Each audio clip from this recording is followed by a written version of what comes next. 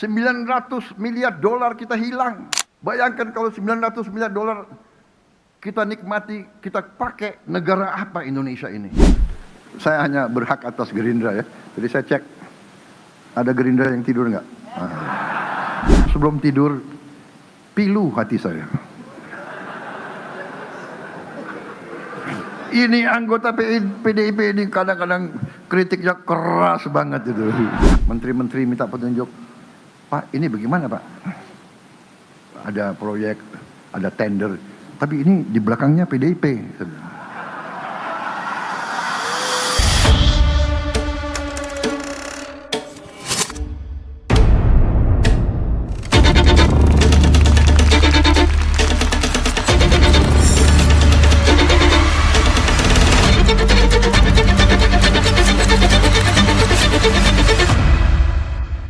Bismillahirrahmanirrahim. Assalamualaikum warahmatullahi wabarakatuh.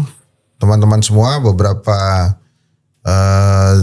menit ya, beberapa jam yang lalu lah ya, itu kita baru saja menyaksikan pidato Presiden Prabowo tentang kerangka APBN 2027. Ini banyak pihak menyampaikan bahwa terobosan baru, karena biasanya yang menyampaikan adalah Menteri Keuangan, tapi hari ini yang menyampaikan adalah Presiden Prabowo.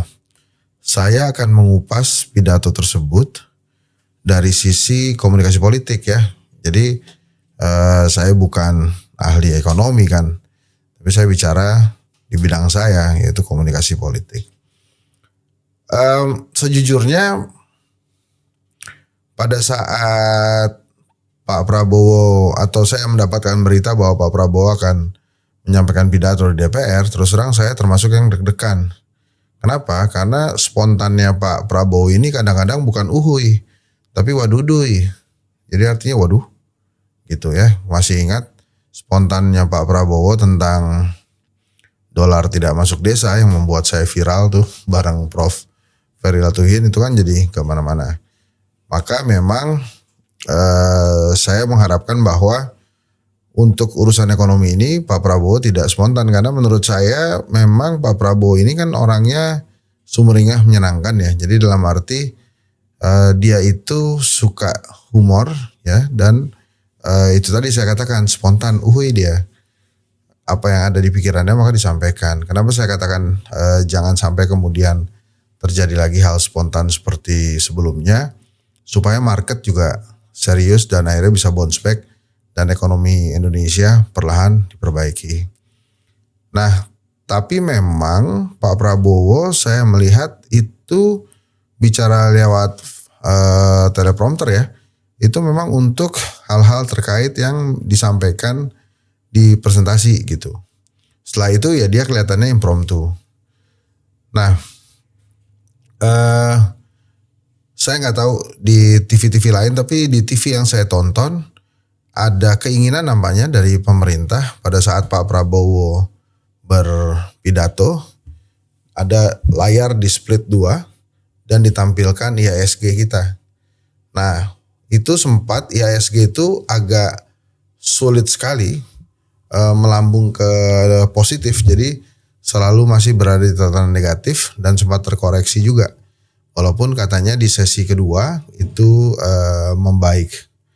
Kenapa demikian? Karena Pak Prabowo kali ini berpidato dalam rangka bicara di lingkup ekonomi gitu. Nah, saya bicara juga dengan beberapa teman yang kebetulan pengusaha dan kemudian juga ikut bermain saham. Sebetulnya ada dua concern ya yang ingin dipertanyakan. Yang pertama adalah tentang implementasi dari pasal 33 Undang-Undang Dasar 1945. Itu memang sokoguru ekonomi Indonesia. Bahkan Sumitro Djahadikusumo, ayah Pak Prabowo, itu berkali-kali mengutip Undang-Undang Dasar ayat pasal 33 itu dalam kerangka ekonomi yang dia buat gitu. Itu saya lagi tulis tuh estafet ideologi dari Sumitro ke Pak Prabowo. Itu mudah-mudahan bisa segera terbit tuh buku. Nah, balik lagi ke sana, yang dipertanyakan oleh para pengusaha itu, ini negara sebetulnya jadi regulator atau jadi pemain. Nah, yang ditakutkan oleh para pengusaha kalau kemudian regulator negara ini jadi pemain, jadi pesaing para pengusaha. Salah satu yang menjadi garis bawah itu adalah tentang badan ekspor yang kata Pak Prabowo sudah tanda tangan peraturannya. Kenapa itu jadi membuat gugup para pengusaha? Karena bukan tentang ide bagusnya bahwa semua ekspor itu melalui satu pintu, tapi ada 3 hal di concern mereka. Yang pertama adalah apakah kemudian badan baru ini justru tidak menghambat ekspor karena sebetulnya para pengekspor, para pengusaha itu sudah membayar pajak. Kemudian yang kedua, semestinya negara memberikan aturan-aturan saja dan bila masuk aturannya maka akan diikuti oleh para pengusaha dan mereka bisa jalankan itu. Jadi artinya begini,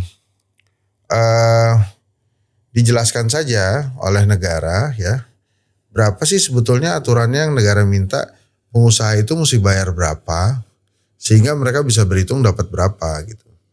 Misalnya harga 10, negara pengen pengusaha bayar 1 atau misalnya 0,5, ya sudah ditetapkan 0,5, nanti pengusaha secara intuisi dan alami akan berhitung ini masuk nggak secara bisnis. Kalau masuk maka akan diteruskan.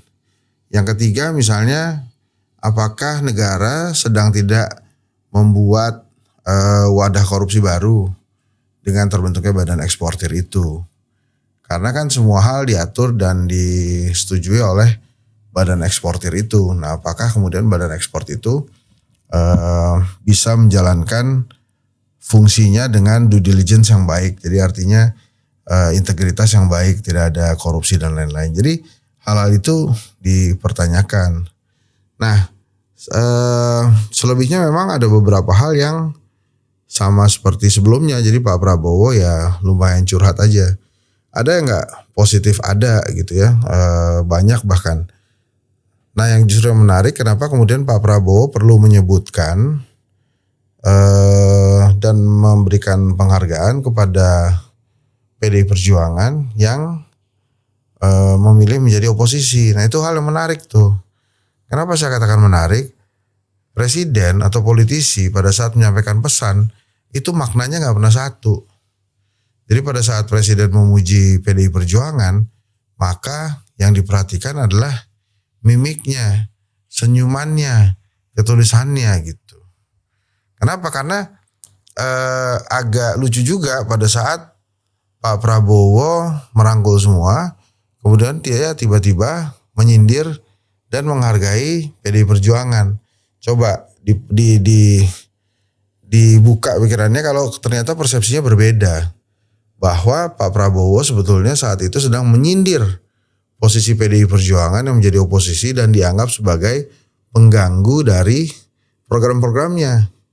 Kan Prabowo sempat juga tuh ini mereka kalau bicara sangat kritis, mengkritisi dengan kuat.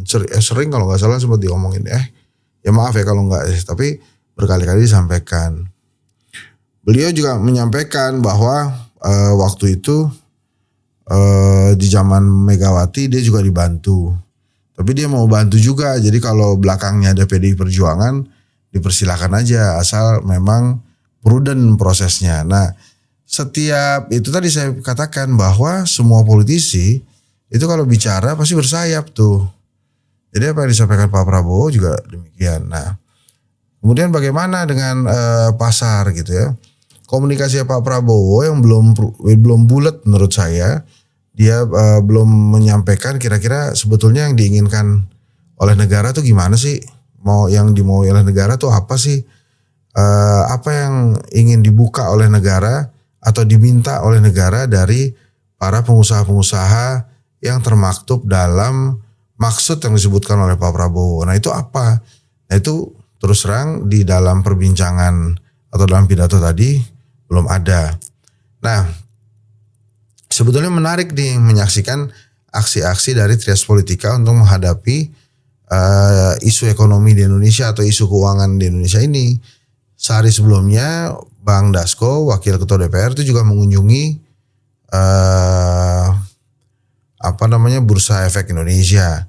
kunjungan dia itu lebih melihat juga persiapan tentang bagaimana supaya BI ya bisa memenuhi indikator-indikator lembaga-lembaga independen secara ekonomi seperti misalnya MSCI gitu ya. Nah itu kenapa jadi menarik karena memang saya sempat bingung juga ngapain Bang Dasko ke sana ya, tapi kelihatannya memang itu bisa jadi untuk memperkuat sentimen positif investor gitu. Nah ini kan balik lagi ke investor tuh bingungnya ya karena menurut saya sih aturannya nggak jelas ya, belum jelas. Mereka itu harus bayar berapa, ngambil berapa, dapat berapa dan lain-lain itu kan belum dihitung. Nah namanya pengusaha yang begitu-begitu kan penting buat mereka untuk dihitung. Nah setelah Bang Dasko kemudian keesokan harinya walaupun dibungkus dengan embel-embel mematahkan tradisi gitu ya, selama ini Kementerian Keuangan atau Menteri Keuangan aja yang menyampaikan kali ini harus presiden gitu. Jadi banyak hal yang memang menurut saya secara komunikasi politik negara atau presiden perlu perkuat itu supaya ekonomi membaik. Saya tidak bicara ke Mas Gibran karena kelihatannya Mas Gibran sibuk nengok kanan ngeliatin Pak Prabowo. Mudah-mudahan saja lehernya tetap oke ya, karena tadi Pak Prabowo 2 jam bicara itu. Jadi balik lagi menurut saya apa yang disampaikan Pak Prabowo tadi narasinya tidak kuat.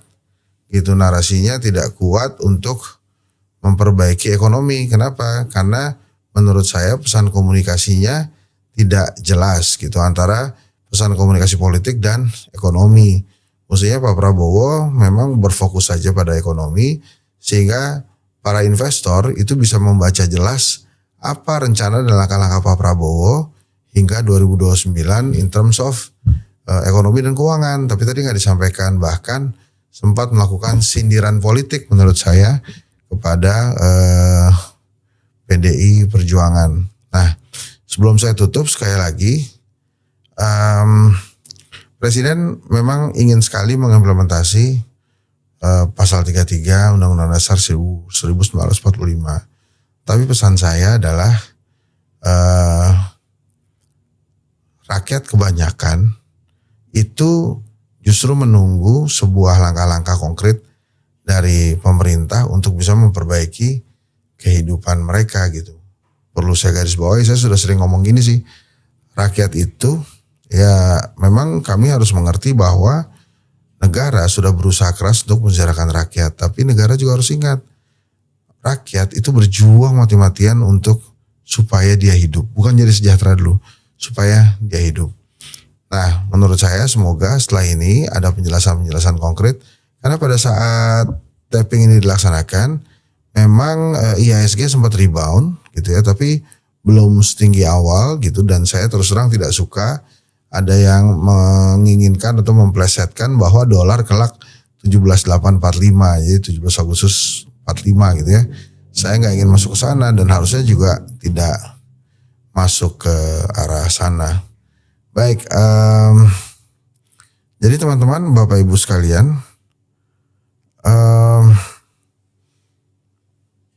selain tadi saya katakan bahwa kurang kuat pesan komunikasi yang disampaikan oleh Pak Prabowo gitu ya, nampaknya juga setelah ini ada polemik-polemik yang masih berlangsung tentang badan ekspor nasional itu gitu. Pakai nasional ya? Badan ekspor nasional ya, supaya kenapa menurut saya membingungkan dan hati-hati karena memang itunya belum jelas juga gitu, aturannya belum jelas.